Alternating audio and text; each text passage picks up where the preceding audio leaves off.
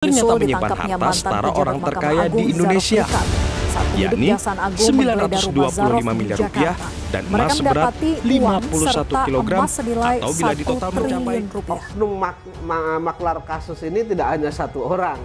Kalau satu orang saja bisa mengumpulkan uang 1 triliun, ya kan? Berapa kasus itu yang mereka maklari, kan begitu. Artinya di negara ini kalau berkaca kepada itu, bahwa kalau tidak ada uang ya tidak dapat keadilan, kan begitu. Nah, cuman karena memang proses peradilan hanya melalui proses itu, ya tetap kita tempuh gitu, Mas Haji.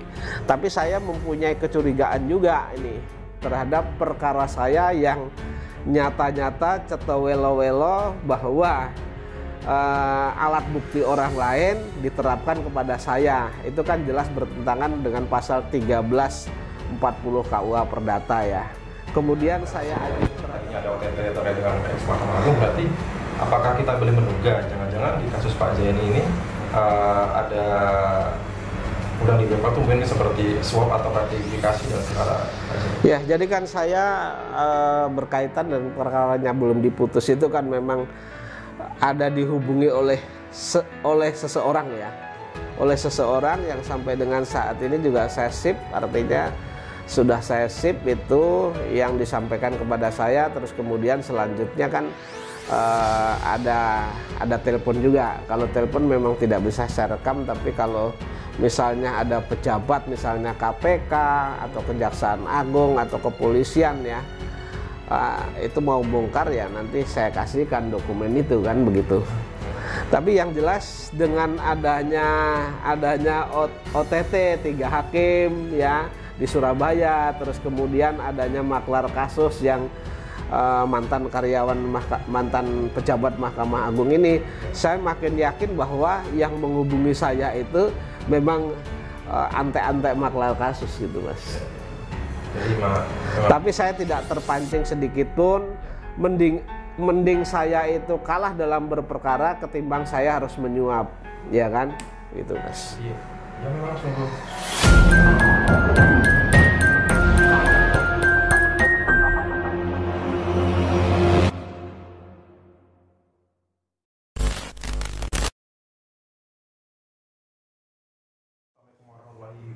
Sebelum saya berbicara dengan Pak Zaini, ini ada artikel menarik yang ingin saya bacakan untuk teman-teman, yang tentunya tidak jauh kaitannya dengan nanti akan yang akan saya bincang dengan Pak Zaini.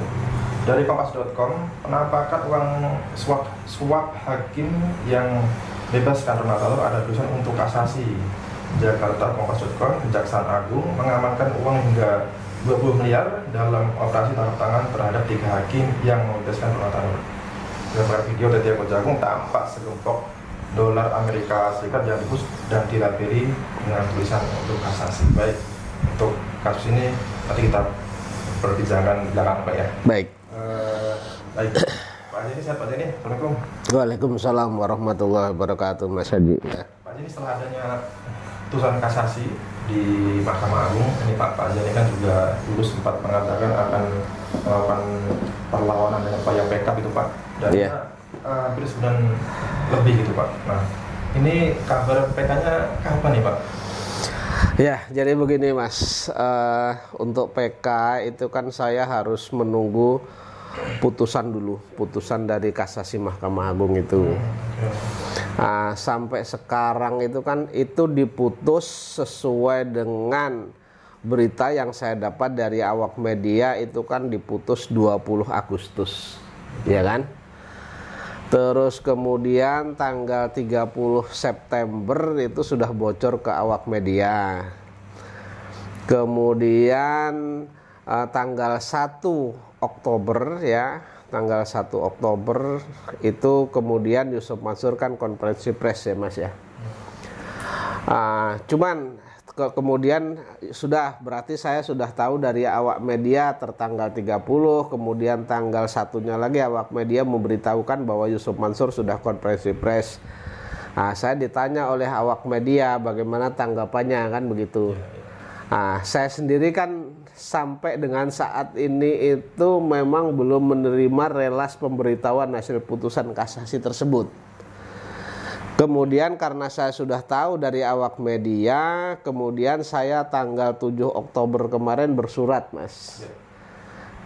Bersurat kepada Ketua Mahkamah Agung RI dan Ketua Pengadilan Negeri Jakarta Selatan. Itu tanggal 7. Ternyata kemudian sampai dengan hari Minggu kemarin, berarti tanggal 27 kok belum ada pemberitahuan juga kepada saya. Nah, saya bersurat lagi, Mas, di tanggal 28 ini, 28 Oktober ini. Artinya dari tanggal 7 sampai dengan tanggal 27 bahkan tanggal 28 ini belum ada pemberitahuan, sehingga saya bersurat. Karena mengapa saya bersurat? Karena pemberitahuan putusan, kemudian hasil putusan itu kan akan saya jadikan sebagai bahan peninjauan kembali saya, begitu, Mas. Tapi sampai dengan saat ini belum ada. Nah, ini perlu dipertanyakan ini, ya kan? Sementara sudah bocor ke lawan, sementara saya sendiri belum tahu gitu. Nah, kemudian saya juga bukan was-was, artinya mencurigai bahwa terlambatnya pengiriman pemberitahuan kepada saya, relas pemberitahuan putusan itu saya mencurigai ada permainan di sana, begitu. Tetapi sementara ini saya tunggu dulu. Saya bersurat sudah dua kali ini, kita tunggulah kurang lebih 1 minggu atau 2 minggu. Kalau tidak ya nanti kita lakukan upaya hukum bagaimana caranya, kan gitu. Ya. Jadi ini bisa dikatakan merupakan sebuah kejanggalan gitu, Pak, ya? Kejanggalan. Mengapa setelah muncul putusan kasasi di pihak lawan ini diberitahu duluan gitu, Pak, ya? Iya. Pihak Pak Zaini ini sampai saat ini juga belum ada juga relas pemberitahuan, padahal itulah yang dijadikan syarat untuk Pak Zaini mengajukan PK. Saya kan harus mempelajari berkas perkara itu, kan begitu. Tapi perkara saya melawan Yusuf Mansur dan kawan-kawan ini, baik di dalam putusan pengadilan tinggi maupun putusan kasasi Mahkamah Agung ini, pengadilan tinggi kan begitu juga putusannya. Yusuf awak media sudah tahu, sudah bocor, ya kan, ke saya belum. Saya bersurat 2 kali, baru kemudian ada pemberitahuan dan ada pemberian salinan. Nah, yang kasasi ini juga begini. Jadi menurut hemat saya pengadilan juga sudah tidak fair dong. Kalau sudah memberitahukan pihak lawan, tentu juga memberitahukan kepada saya. Karena kan sesuai dengan putusan yang dibocor di awak media itu, putusan itu kan negatif untuk saya tapi positif untuk mereka. Sehingga kalau itu nanti negatif untuk saya, tentu saya akan melakukan upaya hukum, yaitu PK, Mas, begitu, upaya hukum luar biasa, begitu. Tadi Pak Zaini menyebutkan dugaan adanya permainan gitu, Pak, ya? Ya. Ini tidak jauh ada korelasi dengan apa yang saya bacakan tadi, berita dengan penangkapan mantan pejabat Mahkamah Agung, Pak, yang ditangkap karena disinyalir ini menjadi maklar kasus hukum gitu ya, dengan adanya OTT, mendapati sebuah barang bukti senilai hampir 1 triliun gitu, Pak. Betul. Bukan main lagi, ini sangat besar gitu ya nilainya, dan juga puluhan kilo emas batangan begitu, puluhan kilo emas gitu ya. Dan ini sudah kita tak terbayang lagi berapa sebenarnya macam kasus-kasus ya, beberapa kasus yang disinyalir ada pembelaan hukum, adanya oknum dari pejabat penegak hukum yang menyelewengkan seperti ini gitu. Ya, jadi ini kan yang tertangkap ini kan ya, pegawai Mahkamah Agung. Itu berita yang saya tangkap atau yang saya ketahui adalah dalam penggeledahan di rumahnya itu menemukan uang 920 miliar ya. Ya, kemudian emasnya itu 51 kg ya.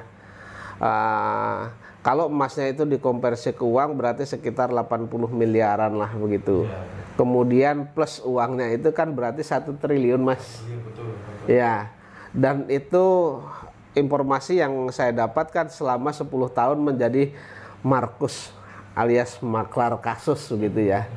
Nah, kalau mengumpulkan uang segitu itu Berarti kan berapa banyak ya perkara-perkara yang diputus berdasarkan uang, kan begitu Mas. Artinya memang negara ini sudah bobrok dan tidak ada keadilan lagi. Makanya saya minta kepada Ketua Mahkamah Agung, terus kemudian pemerintahan yang baru, itu ya dengan adanya kejadian seperti ini, penangkapan pegawai Mahkamah Agung itu tentu harus cuci gudang lah gitu ya.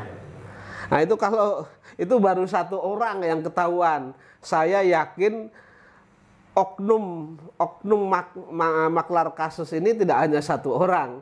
Kalau satu orang saja bisa mengumpulkan uang 1 triliun, ya kan, berapa kasus itu yang mereka maklari, kan begitu. Artinya di negara ini kalau berkaca kepada itu, bahwa kalau tidak ada uang ya tidak dapat keadilan, kan begitu. Nah, cuman karena memang proses peradilan hanya melalui proses itu, ya tetap kita tempuh gitu Mas Haji. Tapi saya mempunyai kecurigaan juga ini terhadap perkara saya yang nyata-nyata cetowelo-welo bahwa alat bukti orang lain diterapkan kepada saya. Itu kan jelas bertentangan dengan pasal 1340 KUH Perdata ya. Kemudian saya terhadap putusan itu saya menyatakan bahwa ada kesalahan ketentuan hukum yang diterapkan dan alat bukti yang diterapkan juga masih dimentahkan oleh kasasi Mahkamah Agung.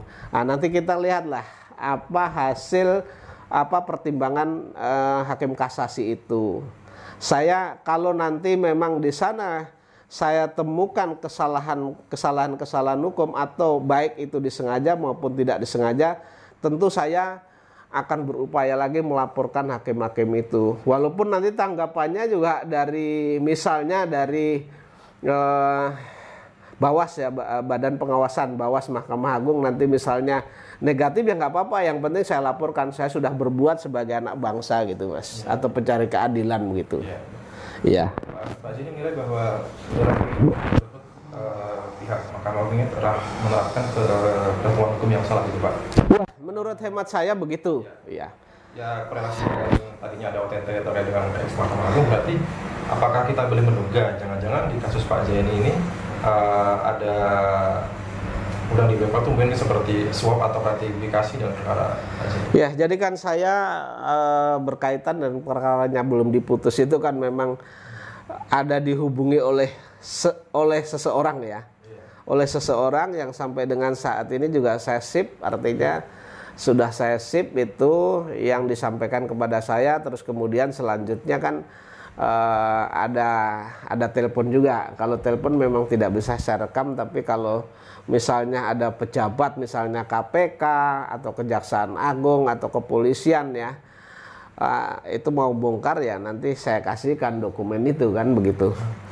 Tapi yang jelas dengan adanya OTT 3 hakim ya di Surabaya, terus kemudian adanya maklar kasus yang mantan pejabat Mahkamah Agung ini, saya makin yakin bahwa yang menghubungi saya itu memang antek-antek maklar kasus gitu Mas. Jadi, tapi saya tidak terpancing sedikit pun.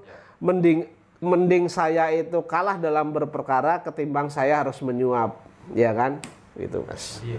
Ya memang sungguh mengerikan ya kalau memang terjadi hal seperti itu ya, adanya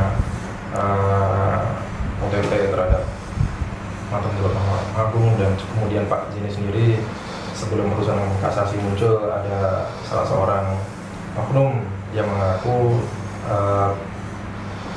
pegawai kepanitiaan Mahkamah Agung. Iya. Jadi dua kali dia menghubungi saya bahwa mereka mengatakan bahwa mereka malah utusan, katanya. Utusan itu kan berarti suruhan Mas. Ya. Tapi memang tidak saya gubris di sana karena saya memang menginginkan bahwa proses hukum saya itu adalah berjalan sebagaimana mestinya, artinya normatif gitu. Dan dalam penegakan hukum ini kalau tidak seperti saya pengacara, terus kemudian penegak-penegak hukum yang lain nggak ada yang bersih, negara ini mau jadi apa sih Mas gitu. Dan memang sudah bukan rahasia umum di pengadilan. Di pengadilan itu banyak maklar kasusnya. Tanya saja kepada yang sering berperkara di pengadilan, memang banyak maklar kasusnya begitu. Ya, jadi sungguh disayangkan dan mengerikan apabila seseorang yang jelas-jelas bersalah ini bisa bebas hanya dengan karena uang gitu ya, karena rupiah begitu Pak Zaini. Baik, upaya PK ini apakah menjadi upaya terakhir, dan kalau memang upaya PK ini tidak berhasil, selanjutnya apa langkah Pak Zaini? Tidak, jadi dalam perkara saya itu kan, kalau itu perkaranya NO, saya sebenarnya bisa memilih mengajukan gugatan sesuai dengan saran dari putusan itu, atau saya mengajukan PK. Tetapi karena saya masih berkeyakinan bahwa putusan Pengadilan Tinggi dan Kasasi Mahkamah Agung itu keliru dalam menerapkan hukum atau salah dalam menerapkan alat bukti, maka saya akan mengujinya lagi di PK, Mas. Mudah-mudahan nanti di PK mendapati hakim yang memang benar-benar menjalankan ketentuan hukum atau menerapkan ketentuan hukum yang sebenar-benarnya, tidak membelak-belokkan. Nah, sampai sekarang itu kan ada kata-kata dari orang, no money no justice, itu. Jadi nggak ada uang, nggak ada keadilan, Mas. Ini kan sebenarnya sangat memalukan, ini untuk dunia peradilan ini sangat memalukan begitu. Tapi memang faktanya seperti itu kan, memang ada yang tertangkap. Ada yang tertangkap tangan, 3 hakim tertangkap, kemudian setelah ditelusuri, kemudian ternyata ada maklar kasusnya di sana dan ditemukan uang yang fantastis kan, kalau hampir 1 miliar kan. Kalau digabung dengan uang, dengan emas itu kan 1 triliun, Mas. Itu kan fantastis sekali, gitu loh. Di dalam kasus hukum Ronald Tanur ini kan mendapat perhatian karena setelah viral gitu ya. Jadi sebenarnya mungkin selain dari mantan pejabat Mahkamah Agung yang ditangkap ini dalam kasus Ronald Tanur, ini masih banyak lagi mungkin pejabat yang diduga ini sama perilakunya seperti. Iya, saya meyakini oknum-oknum ini banyak, Mas. Banyak, ya. Oknum hakim nakal ini banyak masih. Ya. Dan itu sebenarnya tidak terjadi juga hanya di pengadilan, hanya hakim saja tidak. Artinya di sana hakim juga bisa jadi memutus berdasarkan uang, kemudian panitra juga mungkin sebagai maklar atau perantaranya, juga mungkin kalau perkara pidana ada polisinya, ada jaksanya, dan juga banyak juga oknum pengacara yang nakal juga banyak, Mas. Jadi ini memang negara ini memang harus dibersihkan sebenarnya begitu. Mudah-mudahan ya kita doakan pemerintahan dari Pak Prabowo ini bisa membersihkan mafia-mafia hukum itu, syukur bisa membuat ketentuan hukum yang lebih bagus lagi. Misalnya kalau ketahuan misalnya menyuap, misalnya tangannya dipotong misalnya.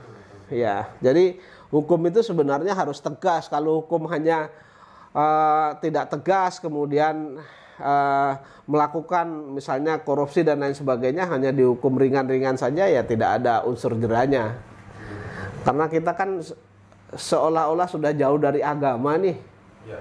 Ya, kecuali orangnya beragama dengan tekun semua, mungkin akan takut melakukan suap. Tetapi ketika orang jauh dari agama, tentu mereka menyuap itu hal yang biasa, yang penting menang gitu. Yang sering terjadi juga kasus-kasus yang menjerat para koruptor ini, setelah dihukum di jurisdiksi pun dia juga bisa mendapatkan fasilitas yang ini Pak, yang nyaman begitu ya dengan kekuatan uangnya gitu ya. Ya, yang terjadi seperti itu. Kalau tidak percaya, lihat-lihat saja di lapas, di mana-mana itu ketika ada uang ya mereka akan mendapat fasilitas yang bagus gitu. Baik, Pak Zaini. Ini perlu menjadi kajian juga dari pemerintah yang baru agar menugaskan orang-orang atau membuat satgas dan lain sebagainya agar korupsi, nepotisme dan lain sebagainya, suap menyuap ini tidak melebar, setidak-tidaknya berkurang lah begitu. Iya. Di Cina atau di Korea Utara ini kan menerapkan hukuman mati ya pada koruptor gitu ya, karena memang dampaknya luar biasa bagi perekonomian Indonesia.